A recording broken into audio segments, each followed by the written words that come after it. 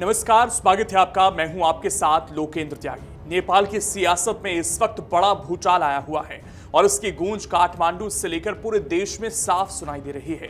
पूर्व प्रधानमंत्री केपी शर्मा ओली की गिरफ्तारी के बाद अब नई सरकार पूरी तरह एक्शन मोड में नजर आ रही है और प्रधानमंत्री बालेन्द्र शाह ने साफ संकेत दे दिए हैं कि जेन ज़ी आंदोलन के दौरान जो कुछ हुआ उसका पूरा हिसाब किताब लिया जाएगा।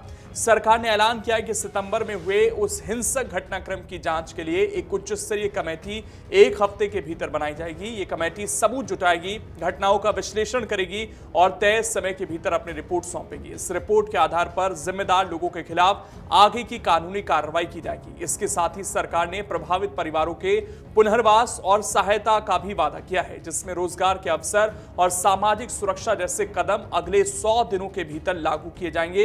ये बात कही गई है। दरअसल सितंबर 2025 में नेपाल में युवाओं का गुस्सा सड़कों पर फूट पड़ा था।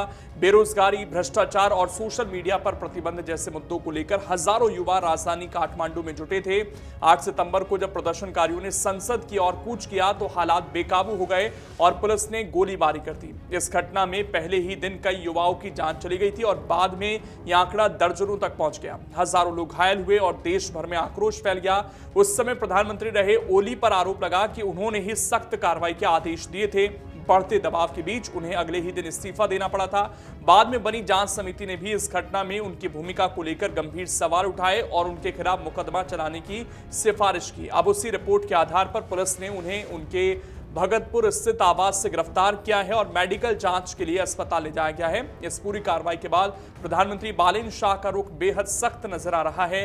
उन्होंने साफ कर दिया है कि अब किसी भी कीमत पर युवाओं के साथ हुए अन्याय को नजरअंदाज नहीं किया जाएगा। यही वजह है कि उनकी सरकार एक तरफ पुराने मामलों को खोल रही है, दूसरी तरफ देश की व्यवस्था में बड़े बदलाव करने में भी जुटी है।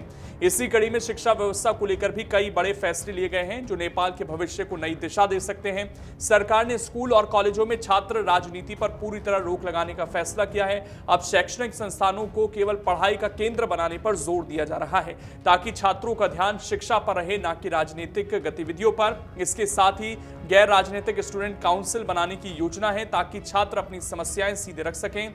एक और बड़ा फैसला यह है कि 5वीं कक्षा तक के बच्चों के लिए पारंपरिक परीक्षाएं खत्म कर दी गई हैं। अब उनकी प्रगति का आकलन वैकल्पिक तरीकों से किया जाएगा जिससे बच्चों पर पढ़ाई का दबाव कम हो सके।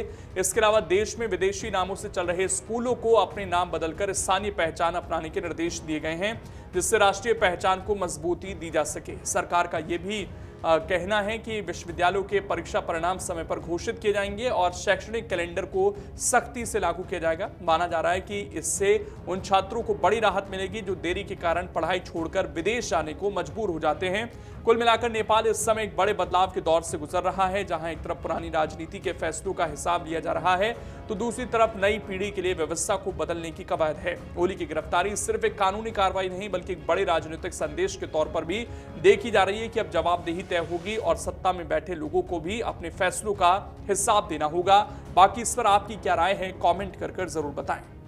अगर आप ये वीडियो YouTube पर देख रहे हैं तो हमारे चैनल को सब्सक्राइब कर बेल आइकन दबाएं और Facebook पर देख रहे हैं तो हमारे पेज को लाइक करें।